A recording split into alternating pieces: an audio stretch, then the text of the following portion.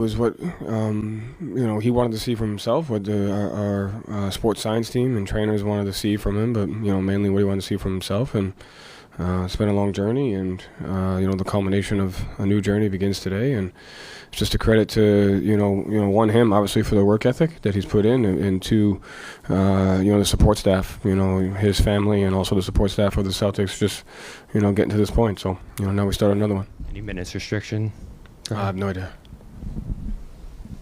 Joe, obviously, you talk about the on-court stuff. You've talked about, what it'll look like, et cetera. People have talked about it, but you've mentioned a lot how important for you it's been to just be there as a support system, be there for his first steps, be there for his next progression. Over these last few days, as it finally became more of a reality, like I'm finally going to get to, bear the fruit of all this work I've done. What has it been, talking to him about that moment? How excited has he been, like, just as a guy who has been there, as someone who has witnessed all the hard work he's put in? Like, what does that look like? Yeah, I mean, it's not just the last couple of days. I mean, we've been having constant conversations about, where are you at now, where you want to get to, how are we going to get there, what goes into that, what's all the things that are important. So it really, since day one, it's been just a constant conversation, and throughout that process, you've just trusted his journey, and I give him credit for.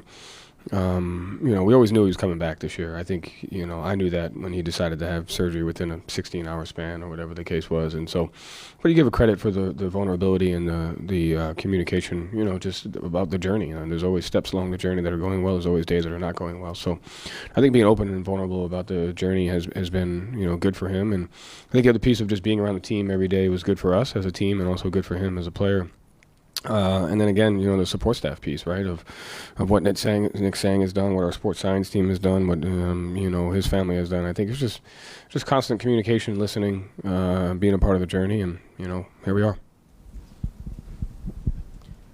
Joe, is there a level of emotion for you today, like knowing that this has been such a long journey and everything that he's been through, like knowing, regardless of how this plays out, how the rest of the season goes, just knowing that he's able to kind of make that return? I think there's a sense of gratitude. I mean, I think there's a sense of gratitude and a sense of perspective. I mean, at the end of the day, you saw a guy, at his most vulnerable state, and you're seeing that journey back, and the journey, may start today, but there's no end game to that. It could be a long time, and I think just along the way, you have to have a sense of gratitude.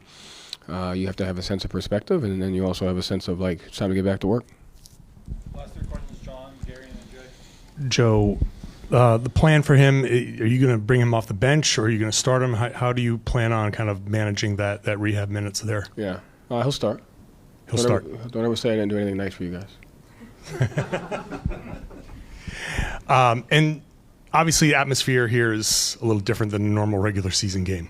Really? I thought all you guys came to all the games. This is kind of part celebration for Tatum for completing that portion of his journey. How do you how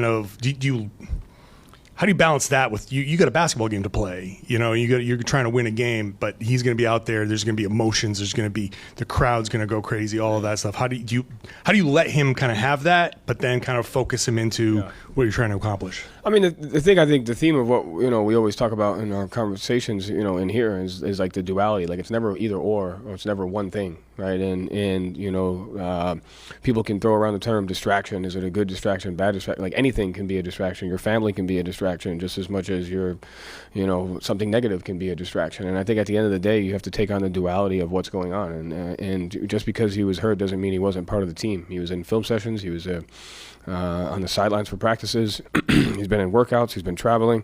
And this is an opportunity to where we have a chance to come together as a team. And so I think it's both and. It's both things at the same time. You're right. It is a celebration for one of our teammates that has went through a journey and worked his ass off to get to where he is today.